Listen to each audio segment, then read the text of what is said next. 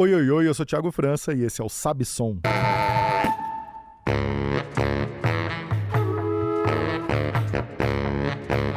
Sabe Som é um podcast e programa de rádio totalmente dedicado a falar de música e outros assuntos que orbitam o tema.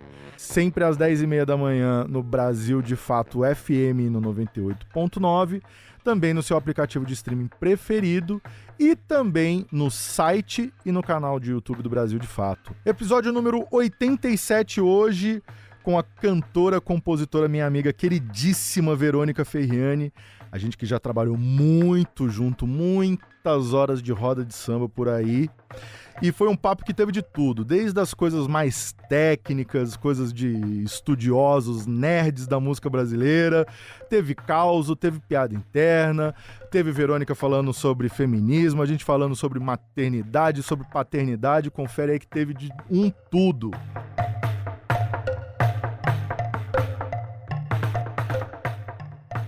Verônica Ferriani, eu não preparei roteiro porque eu acho que seria uma ofensa à nossa amizade de 20 anos. Ou mais. Não, 20 anos. 20 anos. Tem 20 anos que eu voltei pra São Paulo da minha experiência mineira. Depois de eu ter ficado 4 aninhos lá morando em Belo Horizonte. Eu voltei pra cá em 2004, então tem 21 anos, porque logo de cara a gente se conheceu lá no Borogodó e a gente já tocava junto. E tudo mais. E planejamos até um disco juntos, né? Que nunca saiu. Que nunca saiu, já falamos desse disco. E estamos aqui nos lamuriando sobre a meia-idade. Você sabe que a minha crise da meia-idade bateu, cara? Bateu agora. Só agora? Porque agora é meia-idade, 45, né? Sim. A meia-idade agora é 45, tá certo. Tem um amigo nosso com esperança. Tem um amigo nosso que fala que meia-idade é 35, né? E aí eu falei assim, nossa, 35 não é muito pouco, não? Ele falou assim, por quê? Você acha que você vai viver 100 anos? Eu falei, caraca, tome essa. Não, mas eu comecei a gostar de rock agora, você acredita? Esses dias agora. Não, mas não é pontual, não? Pode ser. Teve aqui... Que rock a gente gostava com 15, Então, eu já falei muito sobre isso, assim. Se você perde a janela de gostar de rock quando você é adolescente, você não gosta nunca mais. Mas foi coisa aqui do podcast, sabia? Tem pouquinho tempo aqui. Veio o pessoal da banda Pelados e eu fui ouvir o disco dos caras e aí gostei, e aí comecei a ouvir umas outras coisas. Uma coisa leva a outra. Aí de repente tô em casa ouvindo umas bandas de rock, cara, de uma galera 20 anos mais nova que eu e achando bom, cara. Mas é bom, isso né? É a crise da minha idade. Melhor do que comprar um Mustang, né? Não vou nem falar quem comprou. Deixa eu falar. Vamos lá, segue o jogo. Pô, Vevê, você sabe que, né, consideração, todo carinho. A gente tem um momento muito icônico das nossas vidas. Célebre, é verdade. Que foi uma viagem pro Japão, que foi uma das coisas mais alucinantes. Inesquecíveis, 2 semanas no Japão. Cara, todo ano vai chegando, porque foi mais ou menos nessa época, assim, outubro, né? Exato, a gente estaria indo pra lá, acho que foi tipo dia 31 de outubro, tipo, assim, por aí, inesquecível, né? E aí todo ano fica assim, nossa, já tem um ano que a gente foi pro Japão. Não sei Só que agora... tem 12 anos que a gente foi pro Japão. Eu falei, cara, e lembro assim, né? Lembro das coisas. A gente ferrado naquele fuso horário lá que não dá pra entrar. Que a gente chegou e já teve um terremoto. E a gente não sabia... de terremoto, a gente não sabia se era verdade ou não, porque tava tão cansado. Tinha voado 24 horas e não sabia se tinha rolado o mesmo negócio. A gente, putz, foi isso mesmo. Teve um terremoto. E essa história do terremoto, eu demorei muitos anos a reconhecer aqui e faço ao vivo, não ao vivo, né, mas aqui. eu tenho que reconhecer que tava eu, Verônica, Rodrigo Campos e o Meno Del Pique, aí o pessoal, e a gente no dia seguinte, ali no café da manhã, falando do terremoto, caramba, do terremoto, não sei o quê, e aí, tipo, uns anos depois eu reconheci que na nossa chegada lá, o senhor Honda levou a gente pra comer e tomar um saquê. E eu dormi bêbado e eu não vi terremoto nenhum. E você não lembra nada? Eu não vi nada. Foi um sono, assim... Dormiu direto. Um sono profundo que, sei lá, Talvez eu achei que alguma coisa ali, eu achei que eu tava bêbado, sei lá, dormindo. Não, mas eu acho que isso foi meio geral, né? Porque a garrafa de saquê deles era muito grande, né? E a gente ficava assim, meio impelido a fazer parte daquele universo, né? A garrafa deles não é uma garrafa de 1,5 litro, né? Não pode. Não pode fazer desfeita. Você que não tá visualizando, é um garrafão de 5 litros, cara. Exato. Parece lindo, assim... um desenho maravilhoso. É um tamanho de um garrafão de sangue de boi, porém, com um rótulo pintado à mão, com um saquê artesanal. E com um teor alcoólico um pouquinho mais alto, né? Um pouquinho mais alto. Do que vinho, do que tudo isso aí. Inclusive, tá aqui, sempre tem um objeto aqui enfeitando a nossa mesa, tá o disco. Achei que era bem simbólico. Que a gente foi... representar no Japão. Defender o disco da Verônica. 6 shows. Japão. Coisa linda, hein? E que depois saiu em LP, ele é mais recente o LP. Naquela época tinha o CD, né? Ainda tava... Que esse ano nem fiz CD, o último lançamento nem CD eu fiz só Qual que o digital. Cochicho no Silêncio Vira Barulho Irmã, que é o meu disco do ano passado. Que foi um disco que você fez 100% feminino, 100%? 90%. As intérpretes, só um não é, que é o Fernando Dudu Siqueira Lima, que eles são duo, ele e Cecília, não quis separar, achei que era um preciosismo desnecessário, um radicalismo, mas o desejo ali era falar com outras mulheres, porque baixo também fala, bateria também fala, quem masteriza também tá falando junto ali com a gente, né? Então eu queria que fosse um disco feminino no sentido da falta de representatividade. Eu lembro de ter ouvido quando saiu e depois não voltei nele, Ele é um disco duplo, ele é um disco que eu compus com o nenê no colo, é todo um contexto, assim, né? Pelo impacto da maternidade me levou a compor essas músicas, que falam sobre justamente esse baque que é, né? Muda um absurdo, né, cara? Absurdo. E pra mulher eu achei ainda mais impactante, assim. Eu sou casada com um médico, então também tem essa... Culturalmente o cara trabalha bastante, né? De verdade. Eu, cantora, compositora, tinha um horário mais livre e fiquei com toda a bucha. Era pandemia quando eu tive filha a primeira vez. Então ele continuou trabalhando normal. Um abraço pro Arnaldo, que é um querido também, né? Não, ele deu um gás ali também, né? Porra. Né, linha de frente, tudo. E aí foi assim, meio que a gente criou um costume, um hábito, assim, de que eu cuidava das coisas, sendo que até então cada um cuidava da sua vida, etc. Era uma coisa muito mais equilibrada. E aí eu tive um surtinho, assim. E resolvi escrever, foi o jeito da gente conversar, você acredita? Salvou meu casamento esse disco. E é que também tem um lance que foi meio às vésperas da pandemia ali, né? Isso, a Cléo, que é a minha filha mais velha, estava com 6 meses exatos no dia que fechou tudo. Então foi bem impactante mesmo ali, né?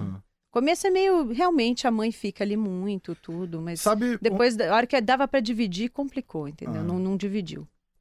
Sabe uma coisa que eu pensei muito, assim, refleti muito, né? Que eu acho que a gente tá entre as primeiras gerações. Não sei nem se geração, talvez seja a primeira geração, aí pensando em ciclos de 5, 10 anos atrás, de que faz parte a gente repensar os papéis e a gente se colocar, porque até muito pouco tempo atrás, tudo era absolutamente definido, né? Sim. Não tinha contestação, era isso, você era mãe, você ia ficar em casa, ia cuidar da criança, o pai muitas vezes ia até arrumar um outro emprego. Sim. Né? E nada de... Ninguém tocava, ninguém questionava, ninguém... Era muito natural, sim, era esse cultural. Ponto, né? Eu falo porque também a chegada da Eva, inclusive principalmente coisa de carreira mesmo, né? Que a gente tem que pensar, porque a gente tá na contramão da normalidade, né? De horário, de obrigações, de rotina. Que deixa a gente, eu acho que deixa a gente um pouco, numa situação um pouco mais delicada nesse sentido de tipo, pô, mas você não tá nunca à noite, você não tá no final de semana, que é quando, né, todo mundo tá, pô, mas e aí? É verdade. Pô, mas você não vai levar ela no parque no sábado? Você vai o quê? Você vai trabalhar? Como assim? Você vai levar na segunda de manhã, né? Então assim, a gente fica muito na contramão e é difícil administrar, eu acho que sabe, tudo isso porque não tem também... o parâmetro social, ele tá invertido, né, pra gente. E a gente fica sem... que tem uma outra coisa também, que é o fato... fato da gente não ter garantia, não ter segurança nenhuma em termos profissionais, em termos financeiros e tal, como autônomo, né? E uma coisa que eu acho meio curiosa, assim, né? Porque as pessoas falam tanto hoje em dia da uberização, do não sei o quê, que é a nossa vida desde sempre, né? Que nunca foi de outro jeito. Sim, não tem compromisso né? com nada. Nunca foi de outro jeito. A gente a vida inteira trabalha em bar e toca e a couvert é uma porcentagem daquilo, e quem tentou negociar outra coisa foi mandado embora e, assim, nunca houve uma comoção social a respeito disso, nem nada, é isso, ponto, acabou. Então, quando é hora de parar, quando, né, a gente começa a entender várias coisas, fala assim, e essa carreira desenfreada? Eu comecei a pensar muito nisso, assim, porque eu tocava quase todo dia. E aí eu comecei a pensar, falei assim, tá, mas isso daqui realmente é um tijolinho na construção dessa carreira?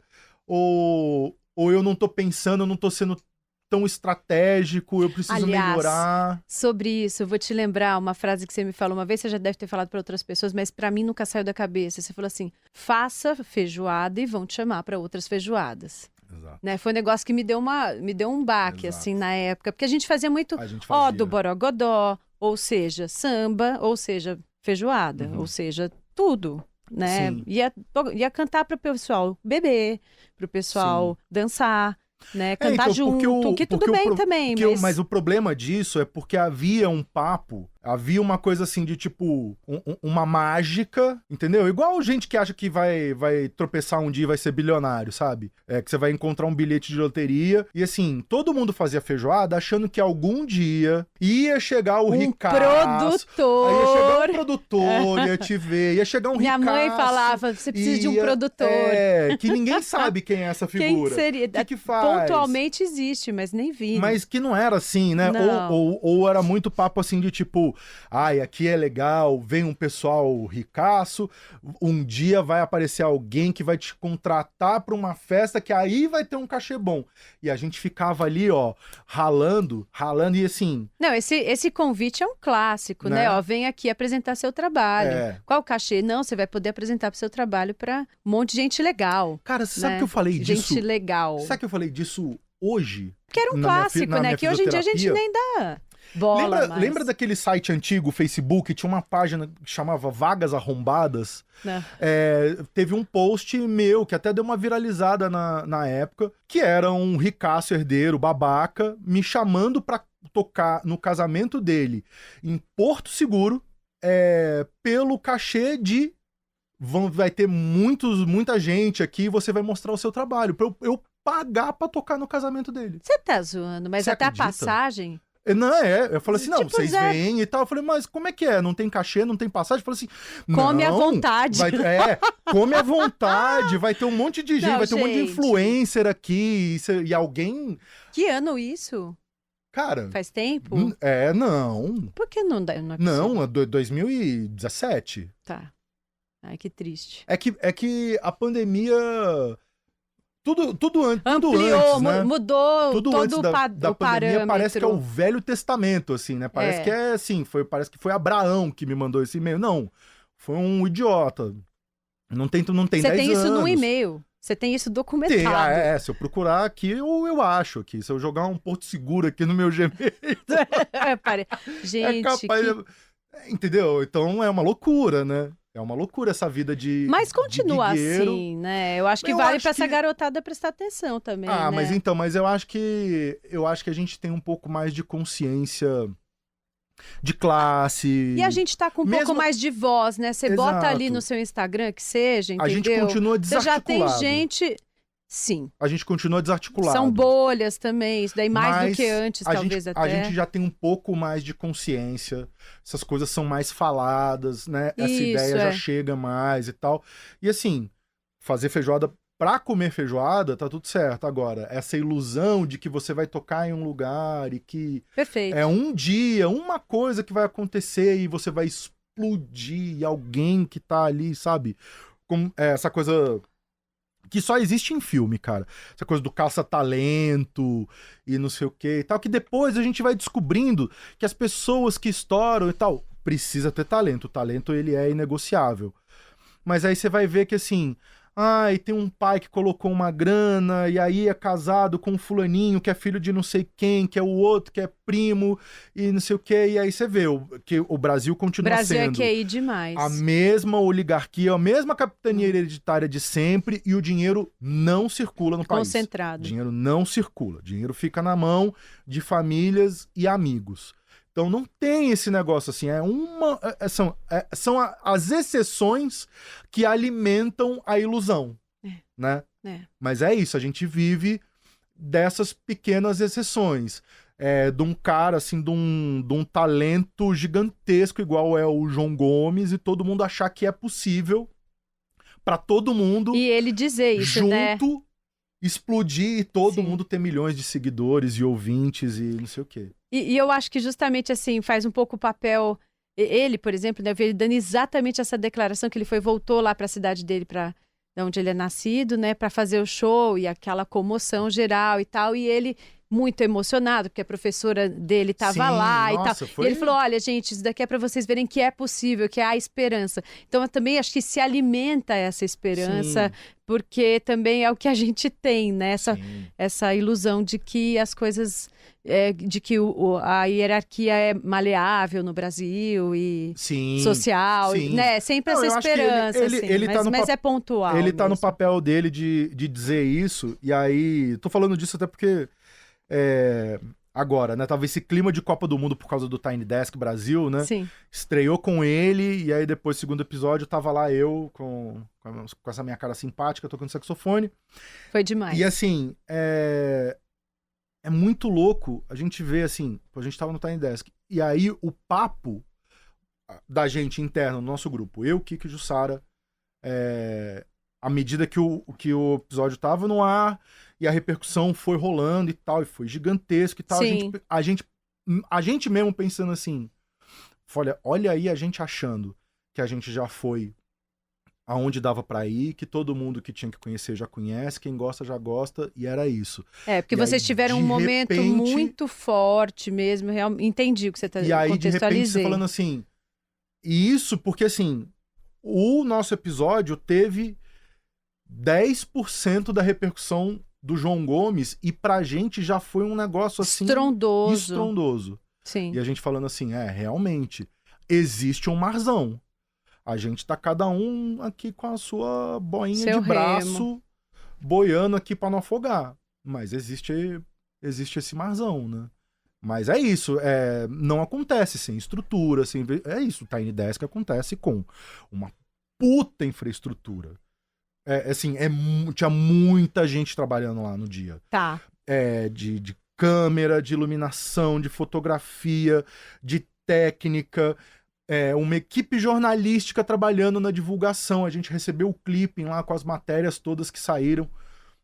Assim, é papo de 50, 60 pessoas na equipe fazendo aquele negócio acontecer. Pra ter esse tamanho, entendeu?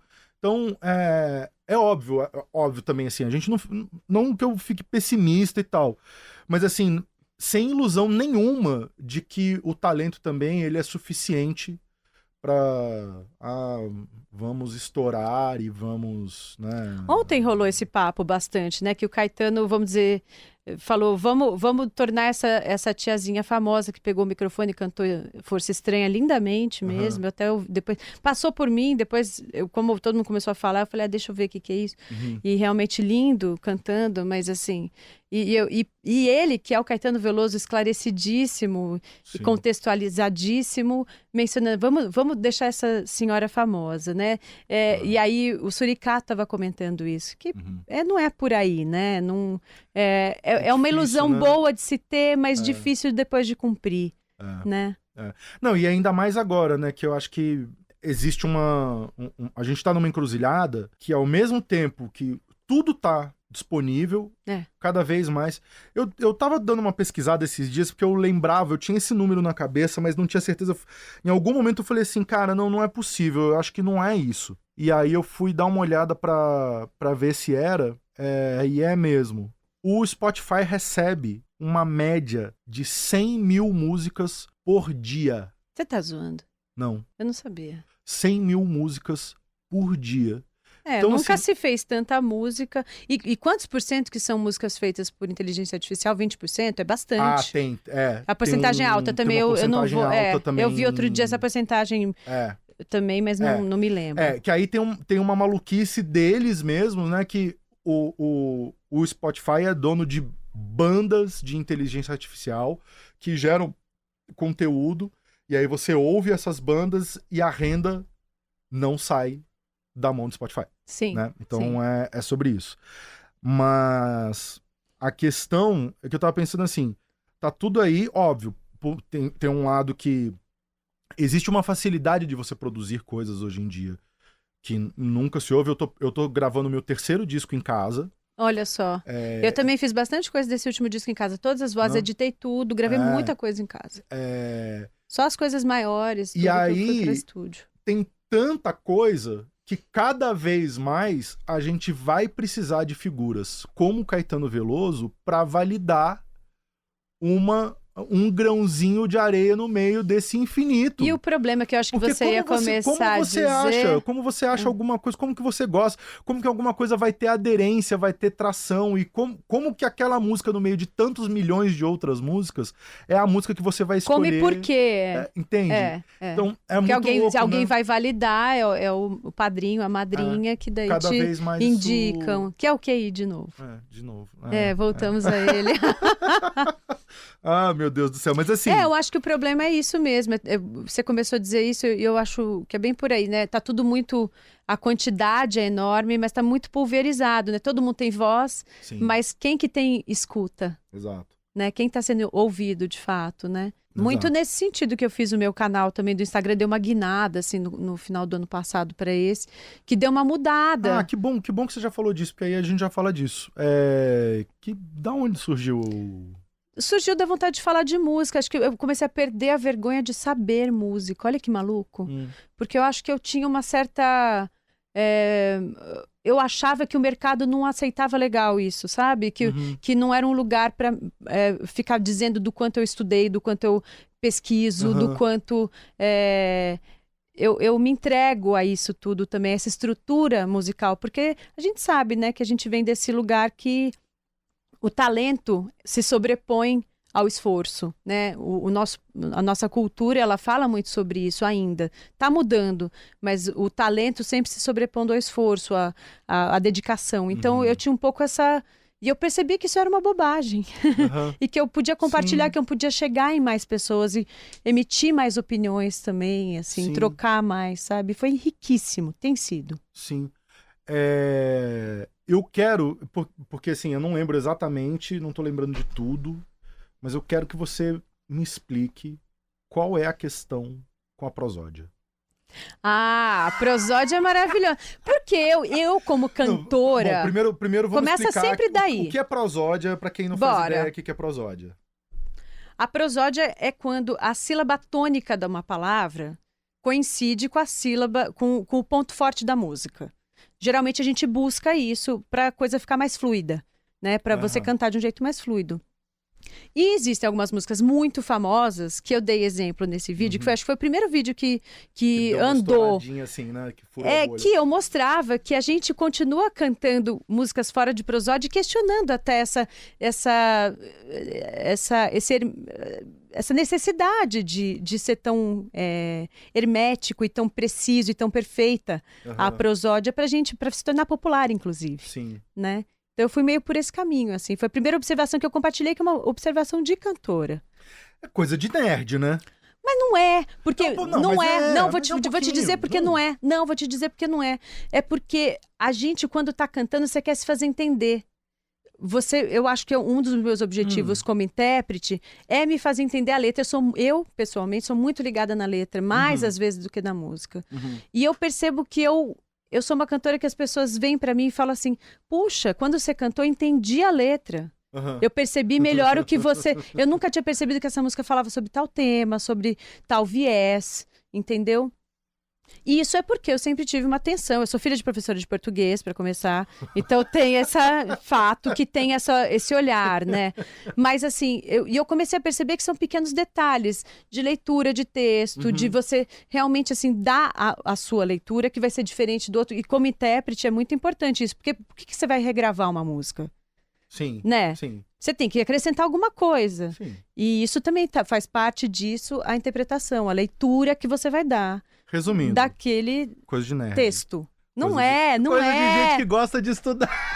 Não é só, é coisa de gente que gosta de estudar. Não, no ouvido. Mas é coisa de ouvido. gente que gosta de ser entendida, de comunicar. Claro. Entendeu? Não, no ouvido pega bem, pega mal, e é isso. Não tem...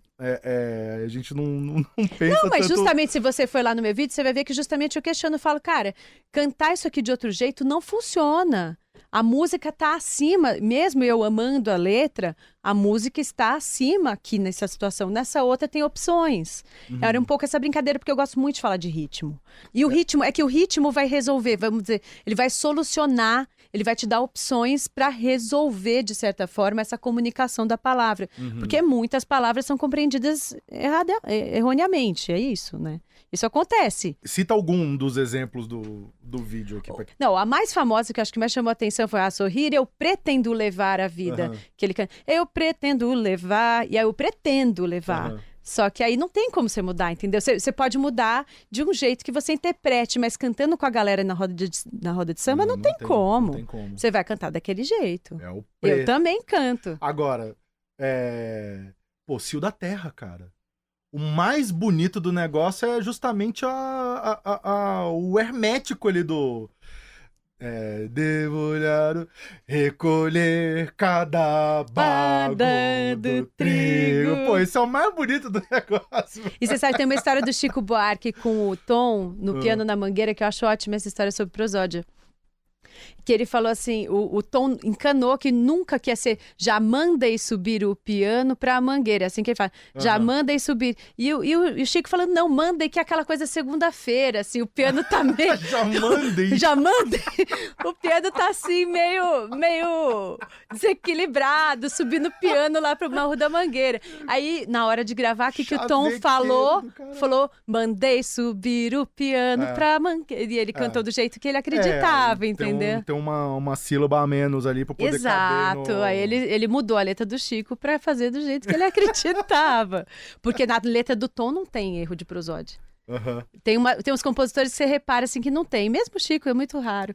Já tem outros que brincam com isso. Que o Gil, imagina, né? A parte rítmica toda dele vem muito das inversões de prosódia, porque ele dá uma complexidade muito grande. Porque aí eu acho que justamente é a brincadeira. Exato. É a brincadeira do ritmo mesmo, né? Exato. A brincadeira da síncopa, né? Isso, da síncopa. Ontem mesmo eu postei um vídeo cantando 6 vezes de formas diferentes a primeira frase de Capim do Djavan. A maioria ali tem erro de prosódia. Se você não brincar com prosódia, você não brinca com ritmo. Então eu não sou careta desse jeito. Agora, o que eu gosto é de ter a consciência da comunicação. Isso eu acho essencial. Acho muito legal para o intérprete isso. Mas não é o único caminho do intérprete. É um dos caminhos. É o meu caminho. Eu gosto de comunicar. E aí, seguindo com os vídeos que você fez e tal, em algum momento bateu essa questão do feminismo também, de discutir essas questões todas. E você foi no Ministério Público há pouco tempo fazendo uma apresentação lá. Fala disso um pouquinho. Foi bem importante para mim esse momento, esse movimento. Foi a convite da corregedora, a doutora Liliane, uma pessoa de cabeça bem aberta. E o doutor Roberto, eles me acompanham pelo Instagram. Olha só como estão as coisas, né? Como realmente, às vezes, você chega onde você não imaginaria. E aí, eles queriam me levar para fazer uma palestra, foi o que eles fizeram, para os jovens promotores, que eles disseram que era um grupo muito bacana, que dava para sair um pouco da caixa, ser menos técnico e mais sensível. Sensibilizar o que eles queriam. E eu fiz isso através da música. Eu levei para eles uma série de listas e contei um pouco a história que eu observo da mulher na música brasileira. Fui mais por esse viés, que é o viés que eu posso falar melhor, né? E que me bateu muito nesse momento da maternidade, assim. Porque quando eu virei mãe, eu percebi que até a mãe sofre preconceito do próprio feminismo, assim, é uma loucura. Sim. É uma loucura o impacto pra mãe, assim, até as feministas não acolhem a mãe como deveriam, na minha opinião, ainda, sabe? Você sabe que há alguns episódios atrás estava Tiqueque aqui. Tá. E a gente falou um pouco disso, assim, também a criança na condição de uma minoria, né, que é totalmente escanteada, assim, né, não tem um olhar, não tem acolhimento da parte da sociedade disso, assim, tipo, você vai na padaria comer um negócio e não tem um talher pequeno pra Total, não tem não é uma nem colher... assim, não tem um giz de cera, não tem o cadeirão, não tem um prato do tamanho, você não pode pedir uma quantidade de comida condizente pra criança, entendeu? Eu tenho postado muita coisa sobre as minhas filhas têm observações muito interessantes, assim como toda criança, e eu tenho postado isso também de vez em quando. E outro dia eu estava falando justamente sobre isso, que sempre que eu peço um prato kids, nunca vem uma colher de sobremesa. Eu tenho uma filha de 2 anos que fez 3 agora, mas que até agora estava com 2 comendo lá no cadeirão. Assim, é natural que venha uma colher de sobremesa, que venha... Eu não preciso ter que pedir. E aí a minha filha falou, nossa, isso que chama inteligência, né, mamãe? O cara já trouxe a colher. Eu acho que eu nunca comentei exatamente isso, mas ela teve essa sagacidade de comentar desse jeito, entendeu? Foi bem legal, assim, que ela percebeu. A gente vai formando umas crianças mais críticas também, exato, ainda bem. Exato. Né? Mas, assim que enfim, assim caminha a humanidade. A gente... Bom, enfim, essa questão, cara, é uma questão... E aí falo, assim, né? Eu, como homem, tive que meditar muito, entender muito, perceber muito, porque a falta de referência que a gente tem sobre o cuidado, né? A gente tem um repertório sobre cuidado, sobre criação e tal... que é muito profundo, cara. E a economia do cuidado é central nessa discussão, né? Porque ela gira muito pouco dinheiro, ela é muito mal paga quando paga, ela é colocada no lugar do amor, da missão, né? O cuidado está nesse lugar culturalmente falando, né? É entregue a gente essa obrigação que é maravilhosa, é muito única, inesquecível, na vida nada se compara. Tudo bem, só que eu quero dividir. Sim. Então, se é tão boa assim, por que você não divide comigo? É um pouco isso que eu comecei a comentar dentro do meu Instagram. Na verdade, as discussões que eu comecei a trazer antes de falar de música, antes de falar de rima, de prosódia, eu estava falando disso. Estava falando do meu disco Cochicho, que partiu desse ponto, que foi uma pergunta que eu recebi do jornal O Globo, do Luiz Fernando Viana, né, jornalista. Ele falou, bom, você vai fazer o lançamento do seu disco, inclusive ele foi o único jornalista que me deu uma página inteira lá no Globo, foi muito legal a matéria desse jornal. E ele falou, e quais músicas você vai colocar para referenciar o seu trabalho autoral? Assim, o que você vai colocar de algum compositor, alguma compositora, para referenciar esse trabalho que você está fazendo que tem a ver com maternidade, que tem a ver com as mulheres e tal? Aquilo me caiu esquisito. Ao mesmo tempo, mas ao mesmo tempo me provocou o raciocínio mais importante, eu acho, dos últimos tempos que eu tive. Eu fui olhar a música brasileira e não encontrei músicas que tivessem o mesmo caráter do meu disco, que é falar uma mãe falando em primeira pessoa, sem intermediação, sobre maternidade, sobre a realidade da maternidade. É sobre isso bastante o meu disco. Né? Se você pensar no cancioneiro brasileiro, que é um dos mais ricos do mundo, e eu começo falando isso exatamente na palestra do Ministério Público, eu falei, gente, olha só a abrangência que a música brasileira tem a respeito da nossa cultura, em termos de temática, de rima, de todas as figuras de linguagem, assim, é um negócio absurdo quanto está tudo representado. A maternidade não está. Ou a forma como a maternidade está acontecendo é em forma de homenagem. Ela é terceirizada e ela é romantizada. A mulher está sempre num papel de santa aqui nessas canções. 50% ou 80% das canções são um papel de mãe, de santa. Ou mãe obrigada. Ou então, mãe, tô indo cuidar das minhas coisas, fica aí... se vira, 80% entendeu? 80% no papel de mãe, os outros 80% no papel...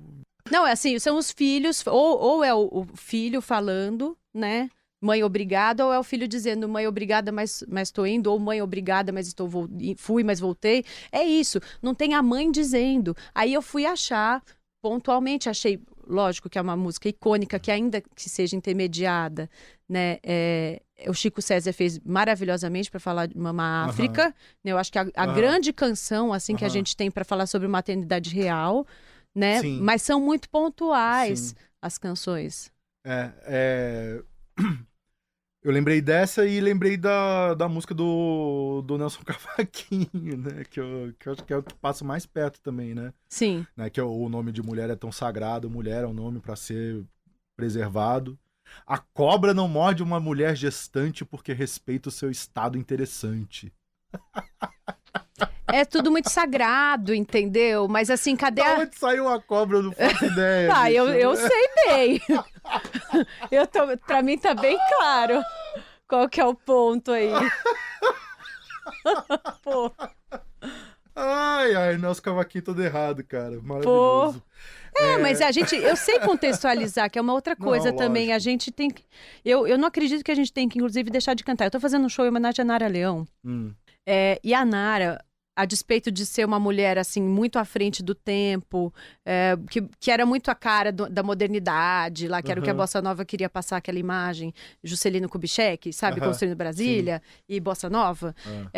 Ela cantava e encomendou Com Açúcar com Afeto, que o Chico, né, rolou aquela polêmica que parou de cantar, Camisa Amarela, fez Bobagem, uma série de canções. E aí eu pensei, puxa vida, canto ou não canto essas músicas no show? Né? Foi uma dúvida que eu tive. Com Açúcar com Afeto, em homenagem ao compositor, não canto. Mas Camisa Amarela e Fez Bobagem, canto. Porque eu mesma, inclusive, regravei, fez Bobagem no meu primeiro disco. Desculpa, só um parênteses aqui pra eu... Eu perdi a história do Com Açúcar com Afeto. O Chico Buarque parou de cantar essa música porque disse que hoje em dia entendia que ela cometia um certo desrespeito ou assim, incentivava um tipo de comportamento social, né? Pelo menos eu entendi dessa maneira. Que não cabe mais no momento de hoje, que cabia naquela época, que era um retrato, né? Mas que ele não queria incentivar, não queria manter isso rodando, entendeu? Que eu achei justo. O que eu faço no show? Que foi uma opção que eu acabei fazendo. Falar sobre isso. Abrir essa discussão, abrir esse tema. Entendeu? Então eu canto as canções e digo, olha só, a Nara, que era essa mulher moderna, que passou por isso, aquilo, etc, etc. Porque, claro que agora no show também da Nara, eu também gosto de contar a história, conto das músicas, mas também tento contextualizar um pouco. Eu acho que no momento em que a gente contextualiza, vale a pena trazer o assunto, sabe? Vale, assim, porque outro dia eu também fiz um outro post dizendo músicas que poderiam nem ter sido escritas, que não fariam falta, porque você vai pegar, tem música que realmente atrapalhou muito o desenvolvimento, vamos dizer assim, a música imita a arte imita a música, né? Isso é um ponto importante também da gente pensar, mas elas existiram, a música ela nunca teve obrigação de direcionar uma cultura, ela também representa o que ela vê. Não, de imitar a vida, você diz. Sim, porque essa discussão da arte imita a vida ou a vida imita a arte, né? Que é uma coisa mais recente. Você vê, cara, a gente precisa parar e analisar as coisas com calma, assim, porque a gente tem que saber diferenciar maus hábitos de tradição, né? E aí, por vezes, assim, a gente tá... Eu aqui, eu já me peguei defendendo coisas que depois eu falei assim, mas isso é horrível, cara, por que eu tô defendendo isso, sabe? Só porque tá aí há mais tempo do que eu? Não, E eu acho que é isso, bonito assim, isso que você falou. Eu acho separar que... maus hábitos de tradição. Porque a gente não quer desrespeitar a tradição, mas a gente tem que discutir muitas vezes. Porque eu acho que, assim, tem essa polêmica toda e tal. Eu passei por isso, eu puxei esse fio solto do carnaval em 2017 e rendeu muito assunto pra mim. E assim, hoje em dia eu consigo entender uma diferença, eu acho, entre algo que é dito de maneira afirmativa e impositiva e algo que é crônica. Perfeito. Ótimo você ter levantado isso. Eu acho que assim, que você... E assim, cara, o vídeo que você fez, ele é muito chocante, porque você pegou as 30 músicas, né? com a questão da violência contra a mulher e tal. Sim, esse vídeo é bem recente. Você enfileirou as frases, assim, e é bem chocante, assim, né? Você ouvindo aquelas frases, assim, uma depois da outra, que mulher indigesta merece um tijolo na testa, eu acho que não é algo relativizável, não é algo que tá numa área cinzenta, que é de época, eu acho que... E vou te dar um exemplo que apareceu, tipo, umas 15 comentários lá no... Que é a Geni, a situação da Geni. Uhum. Que é uma narrativa, que pra mim é muito claro que é diferente. Sim, que é uma crônica. Total. Pra mim é muito claro, mas tem gente que daí acha que também essas entram no balaio. Total. Enfim, é bom a gente entrar nessa discussão, ninguém vai concordar com tudo. Claro. Achei nem entrei nesse mérito lá, sabe? Inclusive sobre a Geni. Mas a minha opinião é de que justamente ela é uma narrativa, ela tá colocando as coisas, até de um jeito um pouco fantasioso, ela não está em nenhum momento afirmando que aquilo é o jeito certo de fazer, né? Pra mim, acho diferente, assim. Não, e é uma coisa, eu já falei disso daqui, mas eu acho sempre importante falar, né? Em 2017, quando a charanga ainda não era zero organizada, não que seja muito organizada hoje em dia, mas era zero. E era assim, eu não sabia quem ia, eu chamava, gente, eu vou estar lá, vamos lá todo mundo e tal. Então eu comunicava as coisas por post no Facebook. E aí eu fiz um post ali no final de 2016 pro carnaval de 2017, porque assim, uma coisa que já me chamava atenção. Mais até do que, por exemplo, do que Cabeleira do Zezé e Maria Sapatão. Sim. Me chamava atenção a questão racial, de por muitas vezes... E assim, quem é do samba, quem tá no samba, uma coisa que é muito estranha, assim, você chegar numa roda de samba, não tem uma pessoa preta, é muito estranho.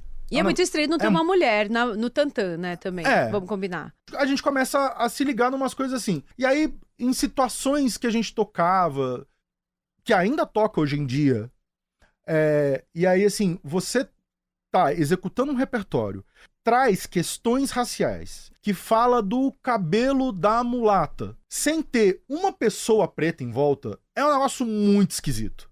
Eu acho um negócio muito estranho. Tem razão. Tem um estranhamento ainda maior aí. Tinha um negócio assim, falar, cara, por que cargas d'água a gente tá falando disso? E aí eu puxei essa história e aí, assim, foi a perda da minha inocência na internet. Eu falei assim, tá, não dá pra gente falar mais achando que isso aqui a gente tá falando entre a gente e tal, porque não é isso.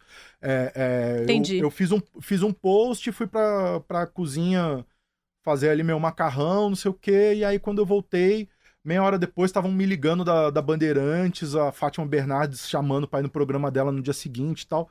No fim da história, rolou um editorial na Folha, e foi muito engraçado, que aí no fim das contas era assim, aquela coisa de defender, né, esse muito entre aspas tradicional, eu falando que algumas coisas tinham que ser revistas e que algumas marchinhas elas não faziam mais sentido ser cantadas, né? E do outro lado, defendendo a execução dessas marchinhas, o presidente do Bola Preta, que é um homem negro, falando que, não, eu canto mulata bossa nova e não sei o que e tal. Mas essa discussão toda, ela no final, 10 anos depois, ou 8 anos depois, veja o quanto ela simboliza, porque provavelmente ele se reviu, ele se revisitou ali naquele... Aquilo caiu alguma ficha que depois de um tempo, que nem você falou agora há pouco. Não, aí é que tá, é porque eu acho que tem uma coisa, isso, o contexto, por exemplo, tem um bloco aqui de um pessoal lá, que eu conheço, o pessoal que sai no Bexiga ali, que é um bloco gay, assim, meio LGBT, mas assim, predominantemente gay, masculino. O povo ama cantar Cabeleira do Zezé lá, entendeu? Porque ali tá num outro contexto. Eles têm o direito, sim, agora, sim. Num contexto onde você é uma minoria, onde essa violência acontece... Entendo, né, a coisa sim. Corta o cabelo dele, né? Que é uma coisa impositiva, é uma coisa afirmativa, não é a crônica. O teu cabelo, a cor não pega. Imagina, assim, uma pessoa negra ouvindo isso, rodeada de milhares de pessoas brancas. Que coisa estranha mesmo, Sim. E como é também que o povo lá do bloco me pede toda vez e eu falo que não toda vez. Eu gravei com a banda uma versão instrumental do Obainá, do Douglas Germano, que a gente gravou no Metá Metá, e o povo quer que a gente toque essa música na rua. E assim, eu não vou ativar isso num bloco de carnaval de pessoas que não são ligadas ao candomblé, a gente criar esse mundo, porque pra mim não faz sentido. Pra mim, eu gosto de tocar essa música conectada com as pessoas que acreditam nisso que a letra tá dizendo. Como uma grande coisa, Xangô, que bonitinho, que exótico. Eu não me interessa em absolutamente nada. Outro dia eu vi um professor de português falando sobre o uso das palavras, né, que também ferem e tal. Eu não tô me lembrando qual que era a palavra, denegrir. E ele falou assim, olha, independente da origem do que quer dizer denegrir, enfim, sobre que escuro seria esse, se tem alguém na roda que se incomoda, eu não vou dizer que pode se incomodar, entendeu? Eu tenho outros sinônimos. Exato, a língua portuguesa a brasileira, vamos dizer assim, mais ainda, ela tem uma quantidade de sinônimos que é um negócio impressionante. Exato. Foi uma das coisas que eu mostrei lá no Ministério Público. Falei, gente, o compositor, para ele falar olhar, olha quantos verbos ele pode escolher para falar olhar. E eu peguei um verbo qualquer para mostrar que a gente tem opção e que tá tudo representado. Era muito nesse sentido, né? É assim... E aí, por que você vai escolher alguma palavra que tem origem duvidosa, que alguém pode se ferir de alguma forma? É difícil você prever isso tudo? Muitas vezes sim, por isso acho que tem o tempo das coisas. Eu ia falar muito nesse sentido, a hora que você falou, que você foi para esse lado super importante também, mas era nesse sentido de falar também que a gente, né, teve o nosso tempo de compreender. Eu gravei Fez Bobagem, por exemplo, e tô aqui falando no meu primeiro disco em 2009, e tô aqui falando hoje sobre o quanto essa música coloca a mulher num papel de submissão que não é positivo, que hoje em dia eu mesma me incomodo, entendeu? Assim, com a aceitação ali daquele contexto que a história conta, que é um pouco uma crônica também, enfim, mas que eu acho que vale comentar o assunto no meio do show, sabe? Gosto de falar. Então, assim, esse tempo da gente entender, eu acho que nunca julgando, sempre promovendo esse diálogo, assim, porque cada um tá num ponto de compreensão das coisas, sabe? Eu vejo no meu Instagram muito isso, assim, gente que chega achando uma coisa e de repente já tá comentando de outro jeito, já tá se colocando, me manda uma mensagem inbox já com outro teor, uma outra abordagem. E o que a gente quer é poder justamente comunicar com quem não está lá. Sim. No mesmo ponto que a gente, no mesmo olhar que a gente. Porque senão a pessoa já sabe. Né? A gente está cheio de plateia que concorda, né? Sim. Ali, sim, todo o Instagram é feito para você criar comunidades e bolhas que ficam fechadas e você não consegue... Você viver numa câmara de eco, né? Exatamente. Aí é muito fácil, né? Vamos dizer assim, o mundo real, ele precisa dessa troca de tribo, dessa troca de... Poderia ser melhor se a gente conseguisse essa troca. Esse assunto, ele me interessa muito desde sempre, e a gente debate, eu fico né, com os pessoal mais próximo, assim, a gente fala muito disso, né, porque em algum lugar também é isso, a gente é nerd que gosta de ficar debatendo sobre música, sobre a interpretação das coisas, o sentido das coisas, a gente tem um prazer nisso, né. Quando, na verdade, desculpa te interromper, eu tenho, assim, pra mim, que na verdade, eu comecei a falar desses temas todos, especialmente musicais, porque a gente tá ouvindo música em segundo plano demais. Assim como tudo, né? E a gente parou de dar uma atenção para os detalhes que são a maior riqueza da nossa cultura, da nossa arte, da nossa música. Ela tá muito nos detalhes. A gente deixou de falar, de prestar atenção nisso, porque a gente tá fazendo outra coisa ao mesmo tempo, o tempo inteiro. Isso vale para tudo, né? Não vale só para música. Mas eu acho... Você acabou de declamar aqui o meu pitching do podcast aqui no Brasil. Foi exatamente por isso que eu tô fazendo isso aqui. E no final, o que a gente quer, Thiago?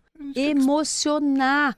Porque é o sensibilizar lá do Ministério Público que ela falou. Eu queria sensibilizar esse pessoal através de outro...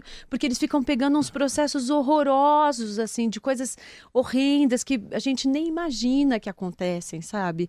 A gente só tem, assim, notícia pelo jornal, entendeu? Mas os caras estão ali falando com a pessoa que passou por aquilo, ou que cometeu, ou que sofreu. Então, assim, eles ficam ali muito racionais, vamos dizer assim, seguindo a lei. E eu quero, no entanto, a corregedora falando, sensibilizar, trazer esse lugar da emoção para eles também, que também, a intuição também é importante para eles. mesmo para eles, mesmo que eles Sim. sigam a lei. E aí, no final, é isso. Se a gente não tem tempo, a gente não se emociona. Sim. A gente está sem tempo para se emocionar. É o que falam, né? Sem Da rolagem, foco, né? Ali. Sem Você foco. se emociona, aí você já fica feliz, aí você já...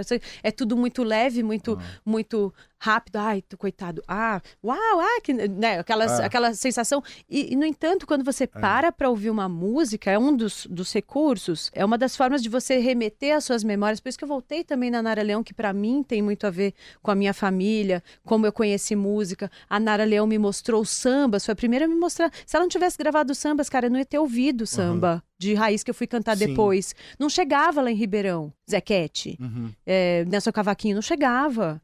Então, assim, ela para mim é muito importante, ela é essencial. Ela me mostrou um repertório brasileiro que é a minha base. E tudo isso me emociona, porque eu também estou perdendo a minha mãe, e tudo isso me leva a uma emoção muito genuína, muito profunda, que eu acho que eu consigo transmitir melhor também, entendeu? Ali no show.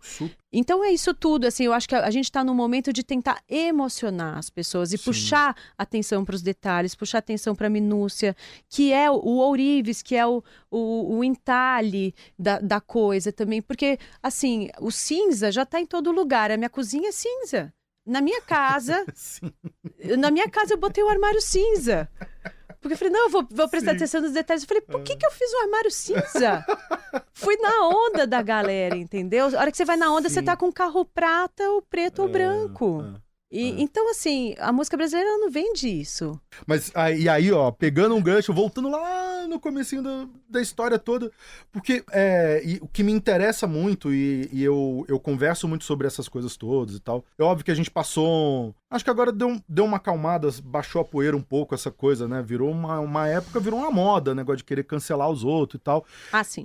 E a gente... Porque todo mundo teve que se rever e ver se estava fazendo alguma coisa errada, porque acho que no fundo ninguém quer estar nesse papel de ser o... Cancelado. E de ser o opressor também, né? Nenhum dos dois. Né? A gente, na nossa vida pessoal, né? Eu, como homem que me relaciono com mulheres, eu não quero nunca estar no... Não é porque eu não quero ser cancelado, mas é porque quando você gosta de alguém, você não quer ser o opressor dessa pessoa.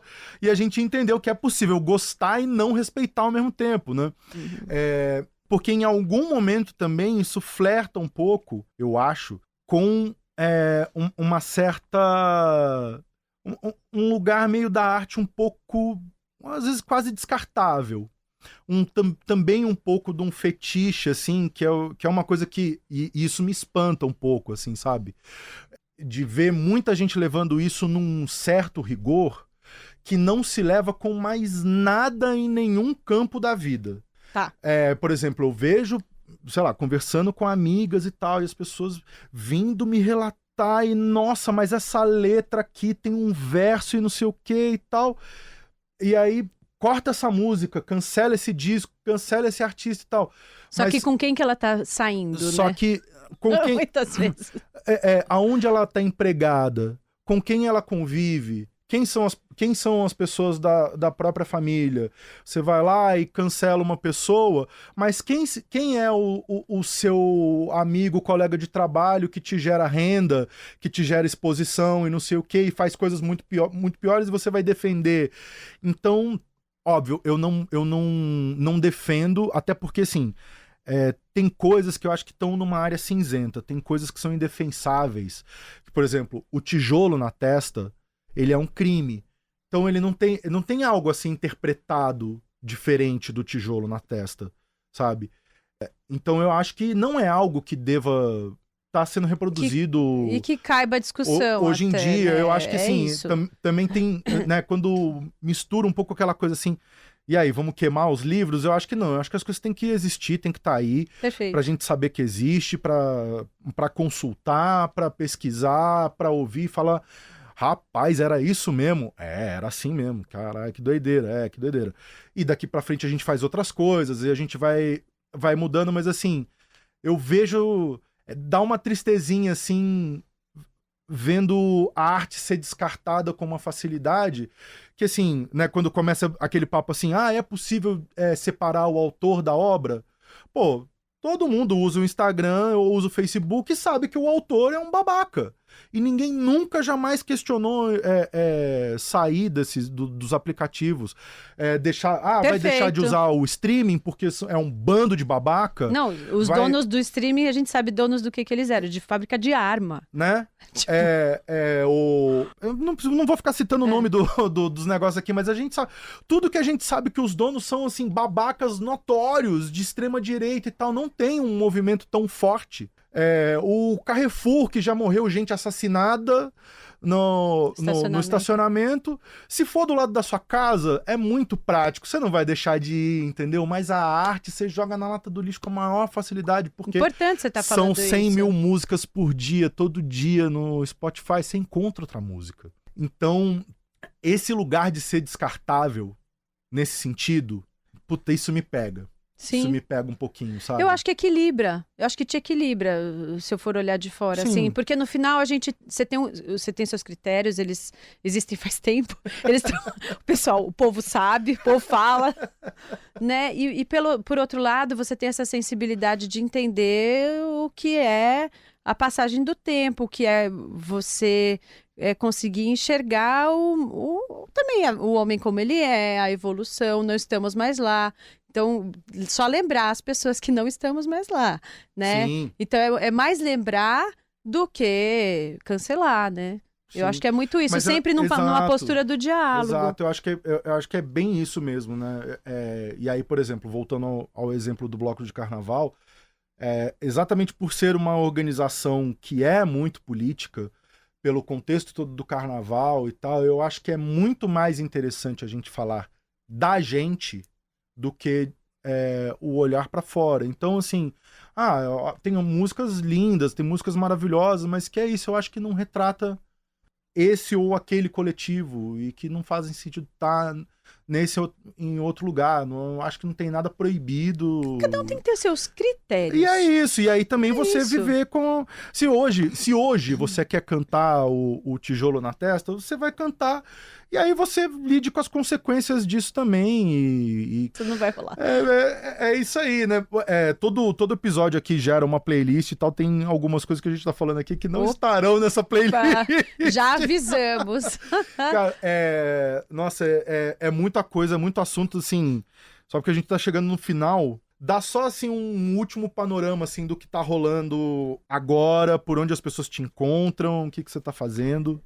Vou fazer bastante show da Nara, vou fazer show do Cochicho, que é esse meu disco mais recente, agora para lançar um clipe que foi gravado com a Áurea Martins, minha mestra musical, carioca, veio para cá gravar tudo, a gente fez um show de lançamento no Sesc Pinheiros, naquele teatro lindo, ela, várias cantoras participaram também comigo, que fizeram parte do disco, Mônica Salmazo, Alessandra Leão, Flaira Ferro, Açucena, muita gente legal. Então esse disco tá rolando, Cochicho no Silêncio Vira Barulho Irmã, é meu último disco.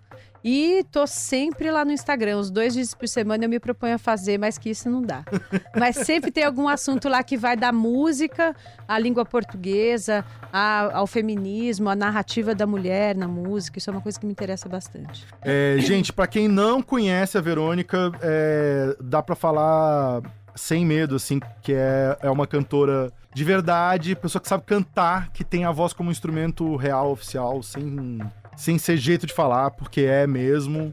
Procurem aí, ninguém vai se arrepender, com certeza. A gente continua um papo aqui no off e vai se despedindo agora. Obrigada, adorei o convite. Bom demais. Maravilha, encerrando aqui o episódio número 87 com a cantora-compositora Verônica Ferriani. Lembrando que todo papo gera uma playlist com as músicas, com os artistas que foram citados no papo. E hoje tem muita coisa muito boa para você prestar atenção nessa playlist. O link para ela você encontra na descrição do episódio no seu streaming preferido. Encerrando mais um Sabe Som, que tem o roteiro, trilha e apresentação minha, Thiago França, a direção é da Camila Salmásio, a produção da Letícia Holanda, a captação de imagem da Marina Ortega, os trabalhos técnicos de áudio da Lua Gattinoni e a identidade visual do Rafael Canoba. Aqui no Brasil, de fato, a coordenação das redes sociais é da Rafaela Cury, a coordenação de rádio e TV é da Muniz Ravena, a direção executiva é da Nina Fidelis. É isso aí, valeu e bons sons.